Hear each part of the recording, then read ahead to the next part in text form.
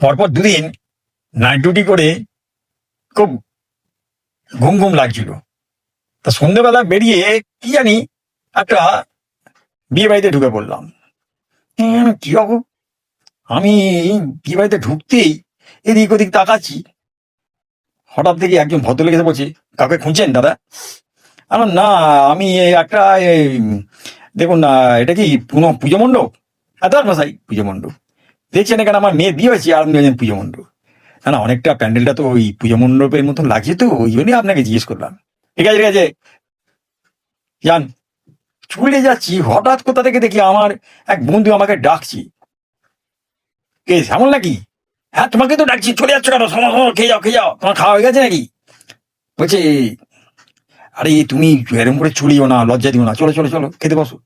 আর না, এই আমি এখানে খেতে আসিনি, আমি ভেবেছিলাম এটা বোধহয় পুজো মনে, তোরা ভোট ফোট মানে টানাসি খাবে। হ্যাঁ, আর বললো না, ডেকারাস দাদা ভুল করে ভোটটা শ্রাদ্ধ বাড়িতে ঝুলিয়ে দিয়েছি, বিয়ের ভোট ওখানে, বুঝতে পারছো? সারা শুধু কেরাতে বাকি রেখেছি, আর বলো না, মানে বিশাল বাওয়াল। আমি তো আমাদের না নেই, পালিয়ে এসেছি। ভালো করেছি, তাকে আমি তাহলে যাই। না না না না, তুমি যাবে কি, চলো আমার সঙ্গে ওখানে, চলো খেতে বসো, চলো। খেতে বসেছি, ক্যাটারাসকে বলে, এই আমার বন্ধু ঠিক করে সার্ভ করে, বুঝলি? দেখুন দাদা, একটা কথা বলবো, আপনি না যা কিছু দেবেন এক্সট্রা 5 পিস বেশি দেবেন, বুঝলেন? মানে ওটা, হ্যাঁ বুঝেছি দাদা, আপনাকে বলতে হবে না, ওটা আমি আগেই গ্যারেজ করে দিয়েছি আপনার একটা প্যাকেট। ও, আপনি সত্যি ক্যাটারাস দা, আপনি খুব করিত কর্মালু। খাওয়া দাওয়া করে বাড়িতে ঢুকতেই গিন্নি বলছে, এই জানো তো কে একজন তোমার বন্ধু, সে আমাদের কি সব বললো পুজোর ভোগ আছে, তাই আমরা না প্যাকেট খুলে দেখলাম, আর লোক সামলাতে পারলাম না, আমরা তাড়াতাড়ি খেয়ে নিয়েছি, বুঝলে? তা তুমি কি খাবে?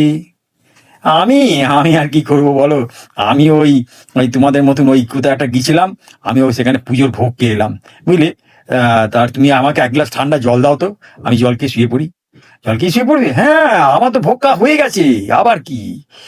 তা তুমি তাহলে হিসেব করছো এখন থেকে?